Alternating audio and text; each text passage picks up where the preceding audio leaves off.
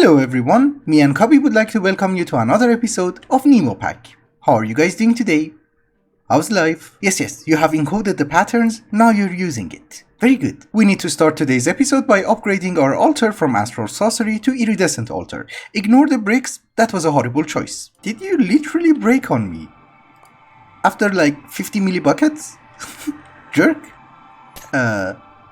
You're joking, right? It is turning into nighttime and we have to be extremely fast. I think this thing has already grown to stage 4. Okay.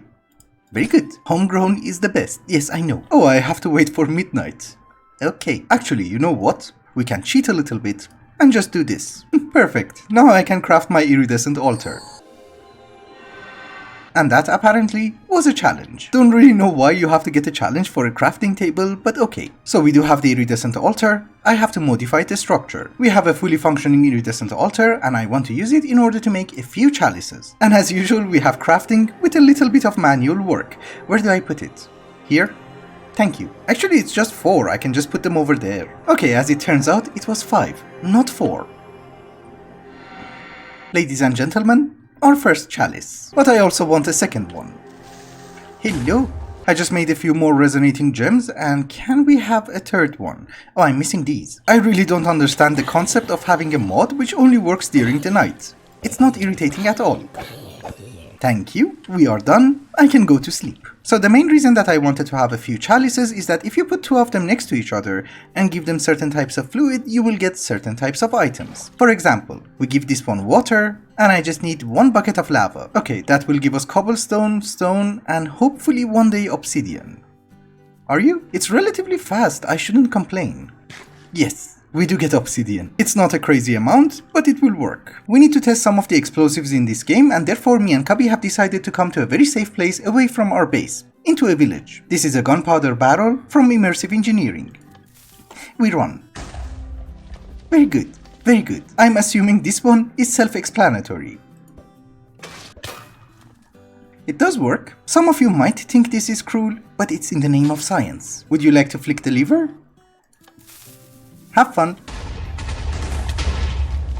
Do not be worried, Cubby is safe behind Panzerglass. Of course we also have the tiny TNT from Applied Energistics. Works fine. Burn them all! Of course. Are you satisfied? Good.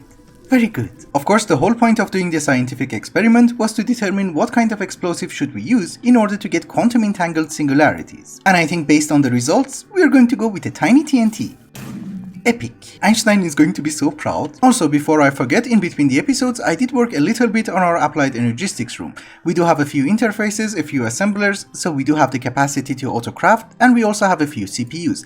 They're not the best, they're like 1K, but they should work. Oh, and by the way, the holes that you see over here are for the quantum rings. Will you be encoding the patterns or should I do that? I'm not sure if this is the default recipe for a quantum ring, but it's kind of expensive. I'm not even sure if we can craft it. Okay, I just have to pulverize some Certus. We still do not have auto crafting, so I have to do these things manually. I forgot to remove Alex's mod. I will do that. I'm assuming now we can craft it? Maybe? I think we are going to use our first quantum ring for our machine room, because we need to do actual auto crafting. I do have a few cables over here, we're going to add P2P tunnels, and of course we're going to link them to our AE2 controller. Since this is going to be the machine room, I'm actually going to give it 64 channels. Therefore, we're going to have 2 P2P tunnels. So the link chamber goes in the center, and we surround it with the ring. Like so. Also, just a very important fact, the P2P tunnels have to connect to these rings that you see over here, not the small ones. And since we have 2 P2P tunnels, this quantum ring can handle 64 channels. I have emptied our Botania room and we're going to set everything up over here. So, I think we are going to have another quantum ring, maybe somewhere in the center? Yes, this should be fine. And it also requires power, and for that we need to have a quantum entangler porter, which is going to be set to our base power, and we also need 1 energy acceptor, so this guy should be online. Yes. One quantum entangled singularity goes inside you, the other one goes inside you, and they should be linked. Yes, they are linked, but I'm not sure if you can actually see the particle effects. Interior decoration was never my strongest suit. I think we just move it a little bit more into the center. This should be fine. So let me set up a few machines and I'll be right back. Well, I am back and I think these are the machines that we're going to have for the moment. Of course, the first thing that we always have to automate are the alloys from Mechanism. This is why we have 4 sets of metallurgic infusers and enrichment chambers. Let us start with the first one, which is going to be used for steel.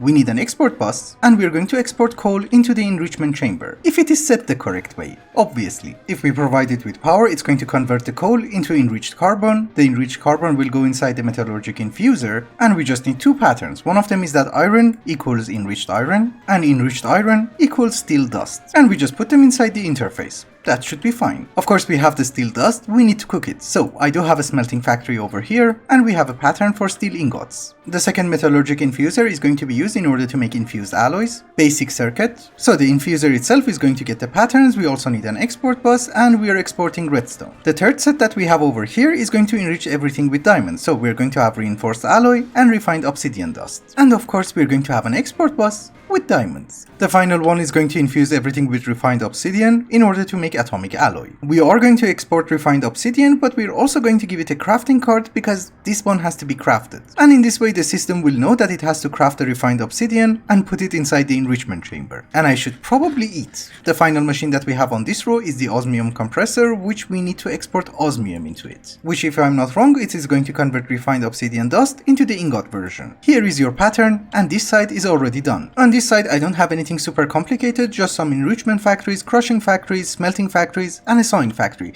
as well as a combiner just in case we need to get ores. Yes, exactly, if we give it 8 iron dust, that will give us 1 iron ore. It's useful in order to get star metal. That's it. It has been a while since the last cutscene, and I just wanted to have a small chit chat with you guys. A lot of you asked me in the comments that what happened to Nemopack, why aren't you uploading frequently? And I just wanted to give you an explanation. How long do you think I spent time on making one episode of Nemopack? Take a guess. This is episode 9 and I have 4.5 days. That's 12 hours per episode. Do you know why? Almost every episode I come up with a plan in order to automate something and it doesn't work because either something has been changed in the configs or there's a conflict in the modpack. Or it's just because it's 1.16 and something doesn't really want to work. And then I have to remove everything, cut it out of the video and start a new project. And that takes time. In this modpack nothing is certain. Except these guys. They're always here. And here. Anyways, this was my attempt in order to generate mana using thermal lilies from Botania, and unfortunately it doesn't work. Why? Because formation planes from Applied Energistics do not place down fluids. And I actually meant the fluid formation plane, not the normal one. And this is why we actually set up the pump in the nether last episode, because I thought we need a lot of lava. Anyways, let us come up with a plan. We need some sort of a cobblestone generator, and I'm not going to use create because it's going to be incredibly laggy. We also need to generate mana, and the only way that I know how to automate mana in this mod pack is Entropinnyum. You explode a TNT, it will absorb the explosion, and it will generate you mana. That's the only way that we have. But on a positive note, it's going to be fun. Our most important issue that we cannot address it today is going to be getting fluorite and uranium, because for the endgame recipes we need a lot of antimatter and therefore we're going to need a lot of fissile fuel. The problem is that the ore shit from Botania and the astral sorcery ritual of Mineralis are not going to give you any fluorite, and you also rarely get any uranium. And no, this was not the only sample, we had a lot of samples. First things first, let us focus on mana, and let us see if Entropinnyum actually works in this mod pack. So here is the Entropinnyum, here is a TNT, just one. If we light it up, are we going to be okay? That's good. At least we know it works. Cake and Morris would have made much more sense, but unfortunately the way of converting pumpkins into cakes from Astral Sorcery is disabled in this mod pack, so we can't do that. Well, I'm assuming I have to remove this. Also, we do not have a creeper farm, so we need to make gunpowder and sand on our own. So cobblestone in a crusher is going to give us gravel. That is going to be one pattern. We can get flint from gravel in an enrichment chamber, so that is going to be our next pattern. And flint in a crusher will give us gunpowder. So here is an export bus, we're going to give you a crafting card, acceleration cards, and you're going to export TNT. And here is a chest. Do you work? Nice. So how do we want to do this? We need to have some sort of a timer so that we don't dispense TNT that often, because when the Entropinnyum is generating mana, it's not going to absorb the explosion. And if we dispense TNT when this guy is generating mana, we're just going to dig a hole until bedrock. Therefore, we need to read a comparator signal out of the mana pool, and I think since this is going to receive a recessive augment, we need like, I don't know, 3 pieces of redstone? Maybe even 2. And then I'm not sure, but maybe we can have an observer over here, a diluted mana pool, with 1 spark, which is going to be dominant, and I'm going to have a pulse mana spreader on top. The reason that I'm doing this is that in order to stop the hovering hourglass from Botania, you cannot just give it a redstone signal, you need to give it a pulse of mana. So you, my dear friend, are going to be bound to you. Oh, you're blocking it. Ew. So let us change it a little bit. Whenever this redstone line gets powered, the observer is going to read it, it's going to power this block, and I'm going to put the mana spreader on top of that block. And we just link you again, you should be fine. So if I put the dust back, you should send mana. Perfect. Of course, we are also going to have our export bus with crafting cards and acceleration cards, and we just need to connect it to our quantum ring. I'm assuming that should work, but we just need a lot more Entropinnyum. 1 is not going to cut it. And the main problem that I have is that making Entropinnyum is not very cheap, because we need a Rune of Wrath, which requires 2 mana diamonds. I have been trying to make more Entropinnyum, but we ran into a few problems. One of them is, we don't have any more cobblestone. That means we cannot have any more gunpowder. So I thought maybe we should first fix our Cobblestone Generation using the chalices. I could be wrong, but I think you should be able to fill in the chalices from the bottom, right? Yes, that is good. So one of them is going to be filled with water, and the other one is going to be filled with lava. And in order to get it into our ME system, I think what we're going to do is that we're going to just have an interface over here and 1 hopper hawk. That should collect everything. Oh, I'm blocking it. I didn't know it does that. Well, that is fine. We can have the interface over there and the hopper hawk over there. Then it should work. It's not the best thing in the world, but it does work. Another thing that we're missing is ender pearls, and I have already dismantled our celestial gateway. So we need to rearrange it, I don't know, somewhere around here. I did not mess up the multi-block. Very good. Where is the end?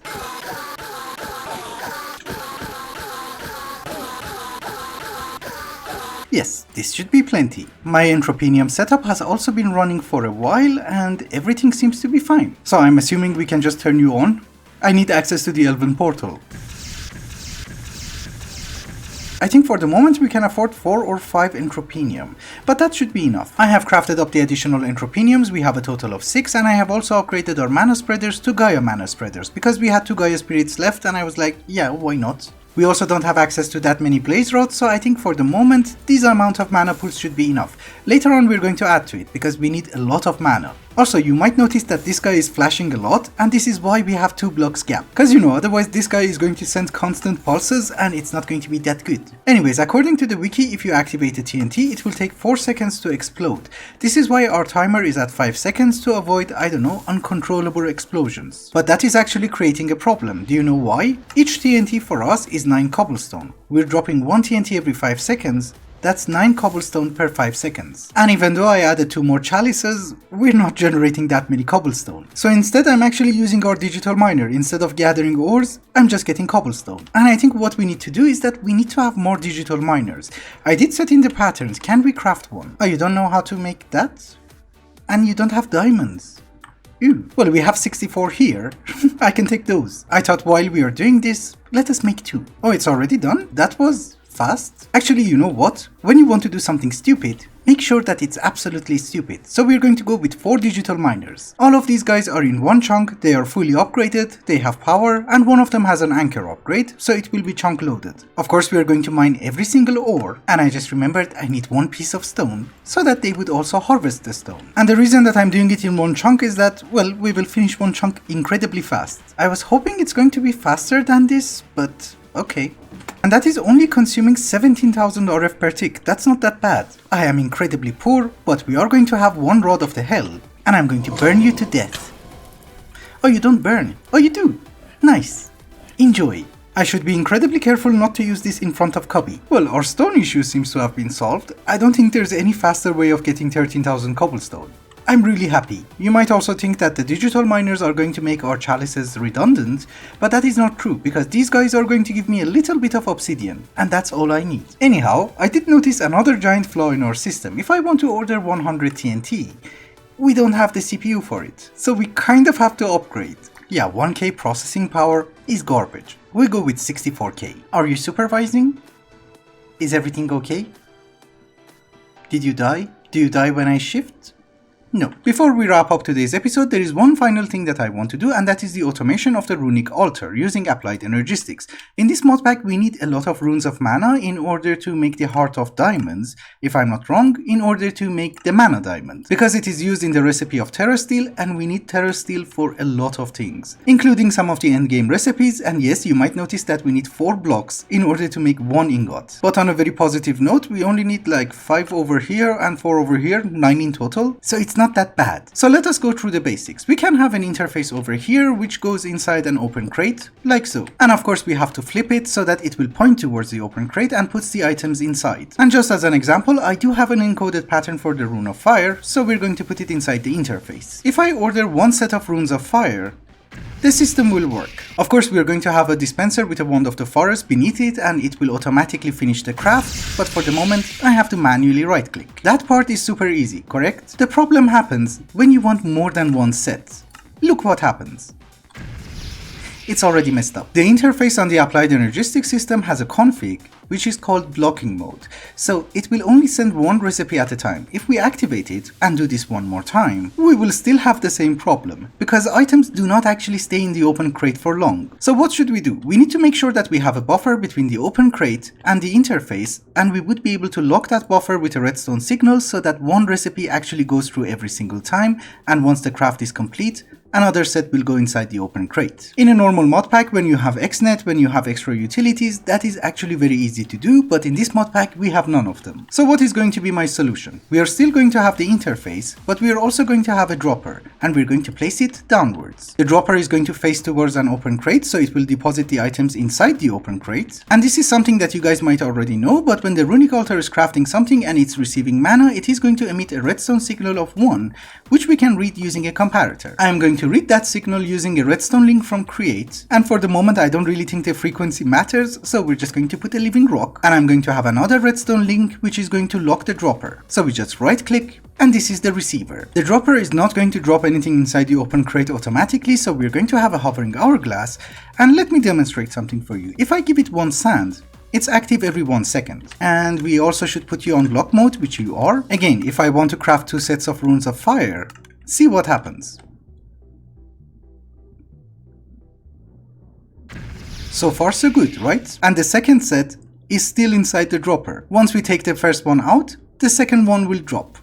And we can just easily craft the second one. So basically we are automating the Runic altar using a timer. Of course, all of that being said, we need to reassemble it over here. I forgot that if I put down a mana pool, that thing is going to be active and it's going to be incredibly loud, so for the moment we're just going to mute everything. Much better. Anyways, I have reassembled everything over here and we need to do a few changes. First off, we're going to have a dispenser with a Wand of the Forest under the Runic altar so that it will complete the craft. And we also need to give it a redstone signal so that it will activate. Once the crafting is finished on the Runic altar, it will emit a redstone signal of 2. So I'm missing 1 piece of redstone. Yes, as I was saying, we can have a redstone dust over there, and I made 2 more redstone links.